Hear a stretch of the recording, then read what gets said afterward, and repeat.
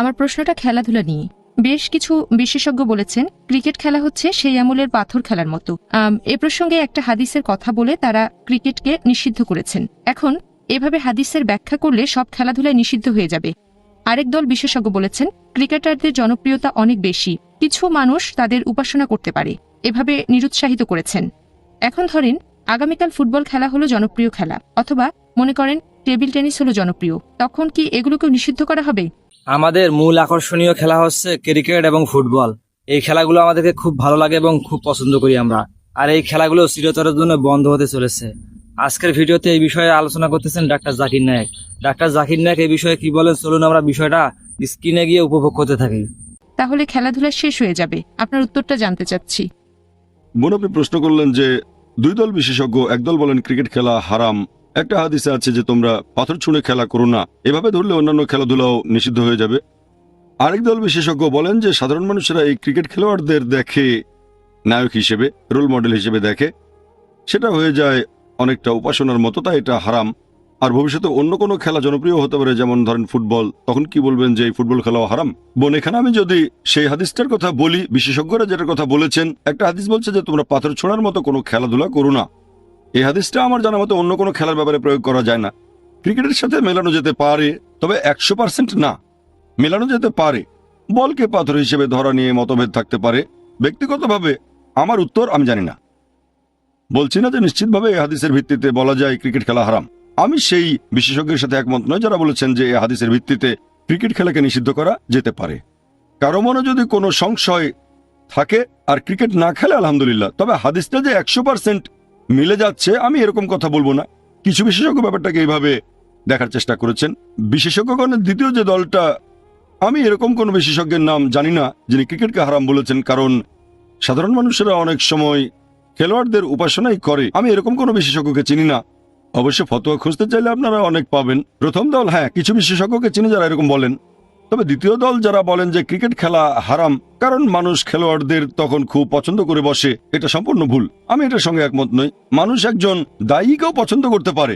মানুষ আমাদের নবী সাল্লাল্লাহু আলাইহি ওয়াসাল্লামকে পছন্দ করতে পারে। পৃথিবীতে মানুষের সবচেয়ে বেশি ভালোবাসা পেয়েছেন মুহাম্মদ সাল্লাল্লাহু আলাইহি ওয়াসাল্লাম। তাহলে কি আপনারা বলবেন নবী রাসূল হওয়া হারাম? মানুষ দায়ীকেও পছন্দ করতে পারে। আমি শেখ দিদাতকে শ্রদ্ধা করি, তাকে ভালোবাসি। তার মানে এই না যে ইসলামিক লেকচার দেয়াটা হচ্ছে হারাম। তাহলে দ্বিতীয় যুক্তিটা পুরোপুরি ভুল, আমি এটার সাথে একমত না। আপনি একজন মানুষকে পছন্দ করতে পারেন, ভালোবাসেন, শ্রদ্ধা করেন, তবে তার কারণটা হবে ইসলামিক, অথবা হারাম কিছু নয়। হয়তো সরাসরি ইসলামিক না, তবে হারাম নয়, এরকম হলে সমস্যা নেই। পছন্দ করতে পারেন গণিতজ্ঞকে, আর সেটা যেন শিরক না হয়। যদি সেটা শিরক হয়ে যায় তাহলে যে কাজটা করছে সে দায়ী। একজন লোক ধরেন বিখ্যাত কাউকে পছন্দ করে, হতে পারে কোনো ব্যবসায়ীকে, অথবা কোনো ক্রিকেটারকে, হতে পারে একজন ফুটবল খেলোয়াড়কে বা দায়ীকে, অথবা রাসূল। যদি পছন্দের মাত্রাটা বেড়ে গিয়ে শিরকে চলে যায় তাহলে সেটা হারাম। তবে এটা বলবেন না যে ইসলামিক লেকচার দেয়া হারাম। নাউজুবিল্লাহ, নবী রাসূল হওয়াটা হারাম। এখানে দায়টা পড়বে যে কাজটা করছে তার উপরে, খেলার উপরে না। এই দ্বিতীয় দলের বিশেষজ্ঞ আমি এরকম কাউকে চিনি না। আপনি কোত্থেকে পেয়েছেন আমি জানি না, তবে নিশ্চিতভাবে আমি দ্বিতীয় যুক্তিটার সাথে মোটেও একমত নই। এখন ক্রিকেট খেলার ব্যাপারে আমার ব্যক্তিগত কিছু মতামত আছে। এগুলো আমার ব্যক্তিগত মতামত, হয়তো শরিয়ার অংশ নয়। আমি একটা জিনিস পছন্দ করতে পারি, নাও করতে পারি। যদি ব্যক্তিগত মতামত জানতে চান, আমি ক্রিকেট খেলার পক্ষে নই। সেজন্য আমার স্কুল ইসলামিক ইন্টারন্যাশনাল স্কুল, আমাদের স্কুলের নিয়ম অনুযায়ী ক্রিকেট খেলা হারাম। ইসলাম ধর্মে না, আমাদের স্কুলে। কেন সেটা পরে বলছি।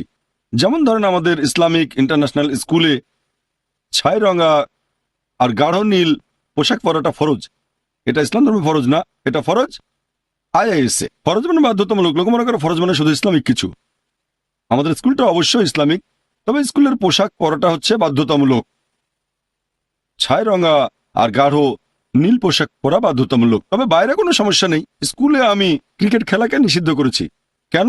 নিজস্ব কিছু কারণে। আমার মতে ক্রিকেট হচ্ছে সময়ের অপচয়। এই খেলায় আমরা দেখি 22 জন লোক খেলছে আর 22 মিলিয়ন দেখছে। আগে এই খেলাটা হতো 5 দিনের, 5 দিন শেষে ফলাফল ড্র। এখন শুরু হচ্ছে ওয়ানডে ক্রিকেট। আর ক্রিকেট খেলায় আপনারা দেখবেন যে খেয়াল রাখতে হবে বাতাসের স্পিড কেমন, আকাশে মেঘ আছে কিনা, পিচটার অবস্থা কেমন। খেলোয়াড়দের চেয়ে অন্যান্য জিনিসগুলো যেন বেশি গুরুত্বপূর্ণ।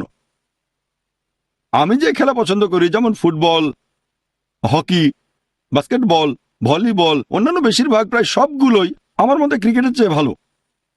যে খেলাগুলোকে আমরা হালাল বলে ধরেছি, হারাম খেলাগুলো বাদ দেন, যেমন জুয়া খেলা, যদি এটাকে খেলা বলেন। তবে আমার মতে অন্যান্য খেলাগুলো, আমি যেসব খেলার কথা জানি, ফুটবল খেলেন 1.5 ঘন্টা, সাথে সাথে রেজাল্ট, ভালো এক্সারসাইজ, স্ট্যামিনা বাড়ে। আর ক্রিকেট খেলায় যারা এই খেলা দেখছে তারা মন্তব্য করছে, অনেক সময় ধরে খেলা হয় আর খেলাটা ব্যয়বহুল। আপনার লাগবে লেগ গার্ড, তারপর লাগবে প্যাড, লাগবে এই গার্ড ওই গার্ড, হেলমেট। আমার জানা মতে ক্রিকেট হচ্ছে পৃথিবীর সবচেয়ে ব্যয়বহুল খেলাগুলোর মধ্যে একটা। আমার মতে এটা সময়ের অপচয়। এখানে এক্সারসাইজ হয় খুবই কম। আরো কিছু খেলা আছে যেগুলো অনেকটা ক্রিকেটের মতোই। তবে ক্রিকেটের ব্যাপারে বলবো, আমি চাই না যে ইসলামিক ইন্টারন্যাশনাল স্কুলের ছাত্ররা এই খেলাটা খেলুক, তারা অন্য খেলা খেলতে পারে। তবে আমি এই কথা বলছি না যে এটা হারাম, নিষিদ্ধ। যদিও আমি পছন্দ করি না, খেলাটা অপছন্দ করি, বলতে পারি না যে এটা ইসলামে হারাম। বলতে পারি আমার ব্যক্তিগত দৃষ্টিভঙ্গি অনুযায়ী ক্রিকেটটা খেলা উচিত না। তবে বলতে পারবো না যে ইসলামে এটা হারাম, এমন কথা বলিও নি। কিছু বিশেষজ্ঞ যদি হাদিসের ভিত্তিতে এরকম বলেন, তারা দায়ী থাকবেন, সঠিক হতে পারে, আরও ভুলও হতে পারে, আল্লাহ মালুম। তবে আমার মতে এটা সময়ের অপচয়। বিশেষ করে মুসলিমরা, এখনকার ভারতের বেশিরভাগ মুসলিমের প্রিয় খেলা ক্রিকেট। যে খেলতে পারছে না সে কি করছে, দর্শক হিসেবে যোগ দিচ্ছে আর মন্তব্য করছে, আরে গাভাস্কার ওভাবে খেললো কেন, এইভাবে কাটটা দিলে তো পারতো লেগ সাইড দিয়ে। ফুটবলে তারা মন্তব্য করতে পারে না। ফুটবল খেলা খেলবেন, উপভোগ করবেন, আর ক্রিকেট খেলায় মন্তব্য করবেন। মানুষজন রেডিওতে খেলা শোনে, এটা আসলে সময়ের অপচয়। 22 জন খেলছে আর 22 মিলিয়ন সেটা দেখছে। আমি ব্যক্তিগতভাবে ক্রিকেটের বিপক্ষে, তবে বলবো না যে ইসলাম ধর্মে এটা হারাম। তবে এটা সময়ের অপচয়। আশা করি উত্তরটা পেয়েছেন। হ্যাঁ ভাই। আসসালামু আলাইকুম। ওয়ালাইকুম আসসালাম রাহমাতুল্লাহ। যিশু খ্রিস্ট যে ঈশ্বর, এই দাবির পক্ষে খ্রিস্টানরা বাইবেল থেকে বেশ কিছু অনুচ্ছেদের উদ্ধৃতি দেয়, যেমন আমি আলফা এবং ওমেগা, যিশু বলেছেন। আর এছাড়াও আরেকটা অনুচ্ছেদ, একেবারে শুরুতে ছিল সেই শব্দ ছিল ঈশ্বরের সাথে, শব্দই ছিল ঈশ্বর। তারা বলতে চায় এখানে শব্দ হচ্ছে যিশু খ্রিস্ট। এছাড়াও আরেক জায়গায় যিশু খ্রিস্ট সবাইকে বলছেন যে ইব্রাহিম। সম্মানিত ভিউয়ার্স, যারা ভিডিওটি কন্টিনিউ করছেন তারা কিন্তু সম্পূর্ণ বিষয় নিয়ে আলোচনা শুনেছেন। ফুটবল খেলা হোক কিংবা ক্রিকেট খেলা হোক, সব খেলাই হালাল নাকি হারাম, জুয়া খেলা হালাল নাকি হারাম, সম্পূর্ণ বিষয় নিয়ে আলোচনা করা হয়েছে ভিডিওতে। এখানে সবকিছু খেলাকেই হালাল বলা হয়েছে, যেমন জুয়া খেলা হারাম, এরকম জাতীয় যে খেলাগুলো আছে সেগুলো সম্পূর্ণ হারাম খেলা। আর ক্রিকেট খেলার মধ্যে এটাকে বেশি সম্বর্ধনা করতেছে না বা এই খেলাটাকে বেশি খেলতে বলতেছে না, যেহেতু সব খেলার মধ্যে এটা একটা ব্যয়বহুল খেলা। এই খেলার মধ্যে কোনো এনজয় বা কোনো কিছু নেই, এটা সময় অপচয়। তো যাই হোক, আপনারা নিজেই নিজের বিবেককে প্রশ্ন করবেন, কোন খেলাটা নিজে ভালো লাগে, কোন খেলাটা খেলতে ভালো লাগে না। এই বিষয়গুলো নিজের প্রশ্ন এবং নিজের মতামত এবং নিজের মন্তব্য। তবে এটাই ছিল মূল ভিডিওটি আজকে। ভিডিওটি ভালো লাগলে একটা লাইক দিয়ে দিবেন, চ্যানেলটিকে সাবস্ক্রাইব করে নেবেন, আর ভিডিওটি শেয়ার দিয়ে 10 ভাইকে দেখার সুযোগ করে দিবেন। ভালো থাকবেন, সুস্থ থাকবেন। দেখা হবে বরাবরের মতো পরবর্তী ভিডিওতে। আপনাদের শরীরের সুস্বাস্থ্য কামনা করে বিদায় নিচ্ছি আমি মোহাম্মদ জাকিরুল ইসলাম। এতক্ষণ অবধি ভিডিওটি দেখার জন্য অসংখ্য ধন্যবাদ।